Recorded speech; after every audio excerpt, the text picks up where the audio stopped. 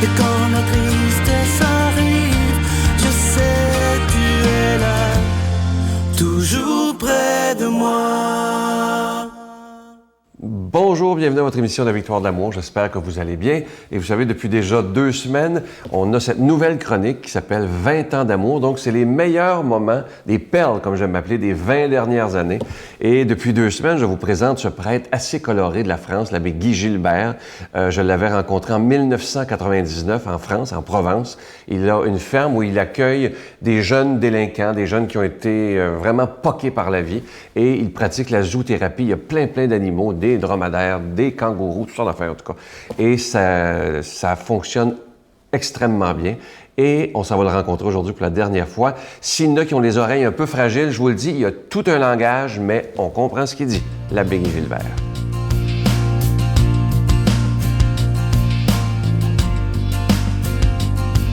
Moi, je pense à la mort depuis toujours. Est-ce que tu as peur de la mort? Ah non, pas du tout. La mort, ce sera un deuxième berceau. Je me prépare à mourir. Et c'est merveilleux parce que, enfin, je dirais, cet amour que j'ai cherché toute ma vie, je vais enfin l'avoir. Et je l'ai senti ici. Les traces d'amour de Dieu dans ce pays de rêve, dans cette région. Voir mes jeunes s'avancer, croire que l'amour existe. Et c'est ça l'antichambre de Dieu. C'est ça l'annonce du royaume de Dieu. L'amour, je sais ce que c'est. Mais le Seigneur, je dis au Seigneur vraiment, tu es vache quand même.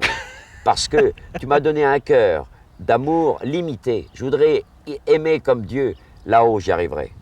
Mais il me donne soif de là-haut. J'ai pas envie de crever, hein. Mais j'ai soif d'arriver à ce moment où je dirais, Seigneur, voilà. Enfin, je vais voir l'amour que j'ai cherché toute ma vie. Ah, ça oui. Ah, c'est une grande chose pour moi, ça. Mais les gens ont peur de la mort parce que ils pensent qu'à baiser le plaisir, l'argent, les piastres, les belles bagnoles, la belle villa. Et puis un jour, le mec tombe en faillite, mon pote. Fini, plus d'argent. La femme s'en va. Eh, s'il s'attache qu'à ça, mais si Dieu est au cœur de ça, ah là là.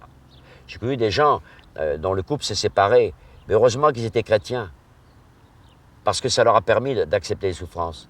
J'ai vu des gens qui avaient un enfant handicapé. Au lieu de dire quelle horreur, ils ont dit c'est un cadeau du ciel finalement. C'est merveilleux d'être chrétien, c'est dur. Hein? Ouais. Quelqu'un qui m'écoute là, qui a un enfant handicapé, me dira, mais tu vas un peu fort, curé. C'est un être humain handicapé. Voilà. Et Dieu, il est aussi grand que moi, simplement il est handicapé. Voilà. Mais tu comprends, dans un monde, et surtout chez vous, américanisé, il faut du beau et du beau bébé. Voilà. C'est bon ça. Et voilà. Il faut une belle villa. Il faut en foutre plein la gueule aux autres. Ce monde, je chie dessus, je pisse dessus. Parce qu'il tue les réalités spirituelles. La plus grande tragédie que vous vivez au Québec, en France et nous, c'est d'enlever à nos jeunes le sens de la spiritualité. Peut-être voilà. Le fait qu'on a un taux de suicide spectaculaire. Et voilà, le sens de la souffrance, le sens de la mort. En disant, tu vas mourir, mais putain, vis toute ta vie au service de l'amour. À ce moment-là, tu verras. Voilà. Mais sinon, si tu repousses la mort, tu vas vite écraser l'autre pour avoir du fric. Ouais. Vite baiser pour le plaisir. Le cœur de la fille, tu t'en fous. Tu baiseras les orgasmes multiples. Et voilà. Quand tu auras aimé le cœur de l'autre, avant d'aimer son sexe, c'est autre chose. C'est ce que l'Église dit, tu sais. C'est ce que Jean-Paul dit. Hein. Jean-Paul II nous dit, arrêtez de baiser comme des castors. Notre Père qui es aux cieux, que ton nom soit sanctifié, que ton règne vienne, que ta volonté soit faite sur la terre comme au ciel. Donne-nous aujourd'hui notre pain de ce jour. Pardonne-nous nos offenses comme nous pardonnons à ceux qui nous ont offensés. Ne nous laisse pas entrer en tentation, mais délivre-nous du mal, car c'est à toi qu'appartient le règne, la puissance et la gloire pour les siècles des siècles. Amen. Je suis toujours très heureux de vous parler de ce beau cadeau du mois de notre ami l'abbé Robert Lemire. Il a fait un CD qui est absolument magnifique, qui s'intitule « Dieu, le plus grand thérapeute. Et je dois vous dire qu'au bureau, on en est tous très, très fiers. Et je voudrais répondre à une question des gens qui demandent souvent au bureau, surtout les nouveaux, qui arrivent après 20 ans, qui disent « Mais comment ça se fait qu'ils parlent d'argent dans une émission religieuse? » Bien, c'est simple, c'est qu'on doit payer pour être sur le réseau TVA, évidemment, et on doit pour le temps d'antenne, et on doit aussi payer pour la production, ce qui veut dire qu'il faut payer pour les faire, ces émissions-là. Et ce que je trouve beau, c'est que ça fait bientôt 20 ans qu'on est sur le réseau TVA, et moi, je trouve ça absolument extraordinaire qu'on puisse parler d'amour et annoncer la parole de Dieu. Alors, je vous rappelle qu'avec un don de 25 $, vous recevrez ce CD qui est absolument magnifique. Et avec un autre 40 $, ça se donne bien en cadeau, évidemment. Vous en recevrez 2. Je vous donne l'adresse. La Victoire de l'amour, casier postal 120, succursale Boucherville à Boucherville. Le J4B 5E6, je vous la redonne. La Victoire de l'amour, casier postal 120, succursale Boucherville à Boucherville. Le J4B 5E6. Également par téléphone, par carte de crédit dans le 514-523-4433, 523-4433 ou sans frais, le 1-888-811-9291, 1-888-811-9291 et aussi sur notre site Internet, le www.lavictoiredelamour.org. Je vous rappelle le beau CD qui est absolument magnifique de l'abbé Robert Lemire. Vous allez voir, c'est facile à comprendre avec lui parce qu'il parle dans nos mots. Je vous rappelle le titre, Dieu le plus grand thérapeute. Merci de votre grande générosité. Merci de votre prière également.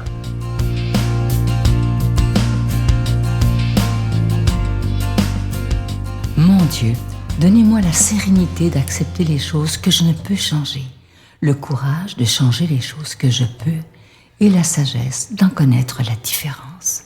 Amen. On prend le temps d'aller rejoindre notre ami que j'aime beaucoup de Paris, Monseigneur Jacques Gaillot.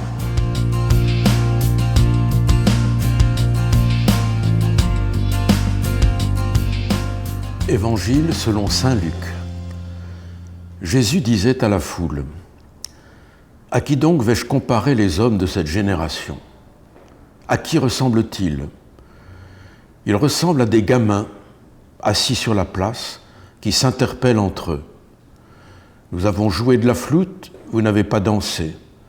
Nous avons entonné des chants de deuil, vous n'avez pas pleuré.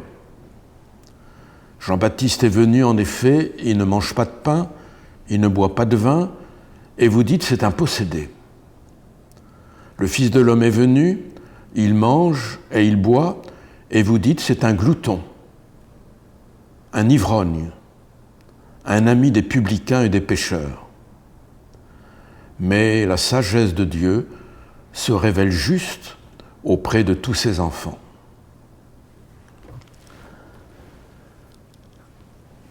Ah, mes amis, c'est un évangile étonnant, hein, qui veut dire en gros, quoi qu'on fasse, il y a des gens qui ne bougeront pas de leur certitude.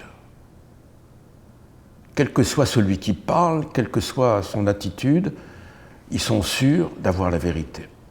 Et ils n'aiment pas qu'on les dérange.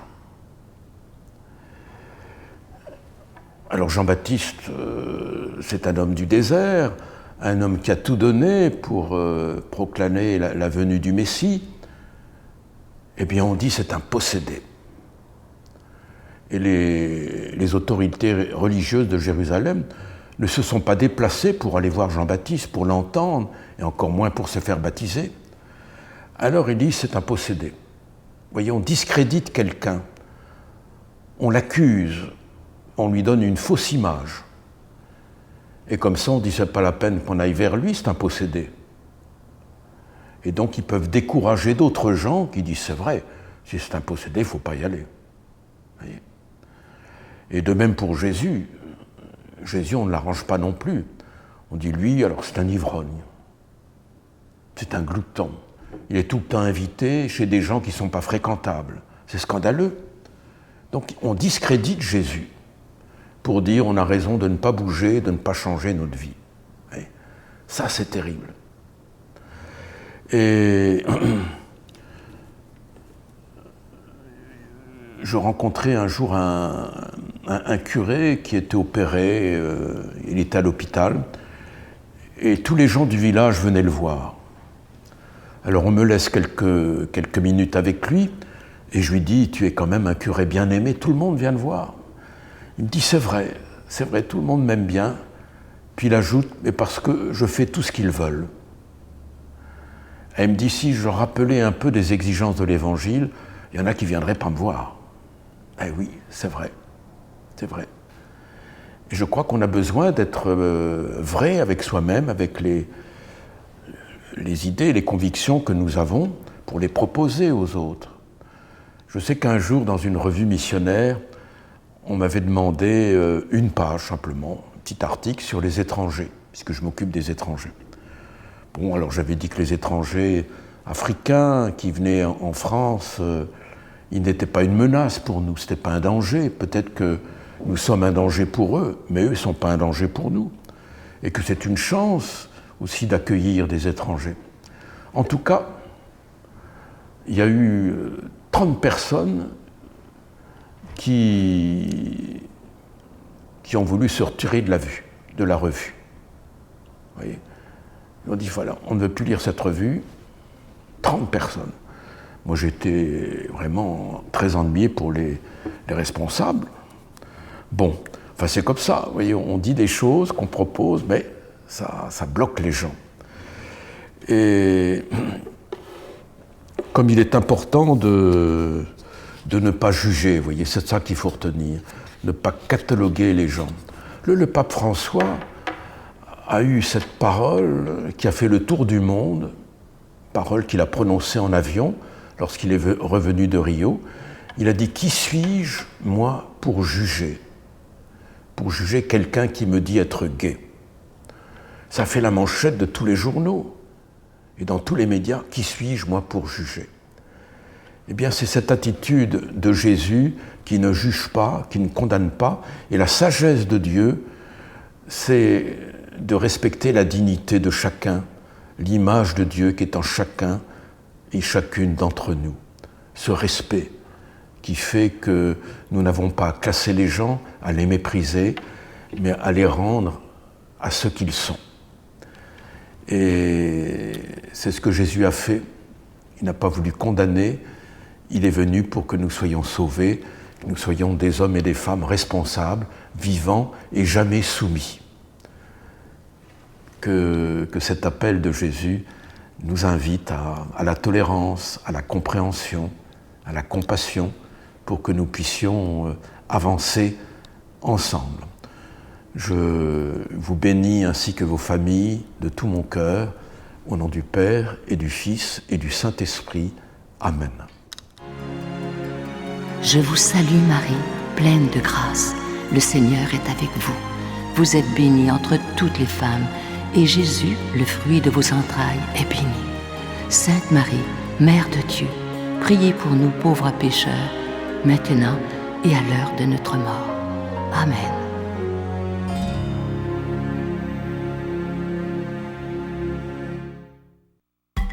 Que tes îles sont belles, Seigneur. Venez vivre une semaine de réflexion spirituelle remplie d'amour et de paix, dans une ambiance fraternelle. Pour une 20e année consécutive, la Victoire de l'amour, en collaboration avec Voyage Intermission, vous invite à son ressourcement annuel à bord du Celebrity Reflection du 10 au 17 janvier 2015. Au départ de Miami, nous ferons escale à Puerto Rico, Saint-Thomas et Saint-Martin, en compagnie de Sœur Angèle, Sylvain Charon et la présence exceptionnelle de l'abbé Robert Jolicoeur. Réservation avec Voyage Intermission au 514-288-6077 ou sans frais au 1-800-465-3255. Je vous laisse avec cette belle pensée qui dit ceci: respecte la personne âgée si tu es plus jeune, aide le faible si tu es plus fort, donne si tu es dans l'abondance, parce que peut-être un jour dans ta vie, tu seras vieux, faible et dans le besoin. Je vous souhaite une belle journée. À demain. Mais dans le fond, ce qu'il nous a révélé, c'est ce qu'on a dans la Bible, c'est qu'il faut passer d'une religion où on essaie de manipuler Dieu pour l'avoir de son bord à une vie de foi et d'alliance, où c'est Dieu qui est en amour avec nous, puis qui veut nous partager sa plénitude.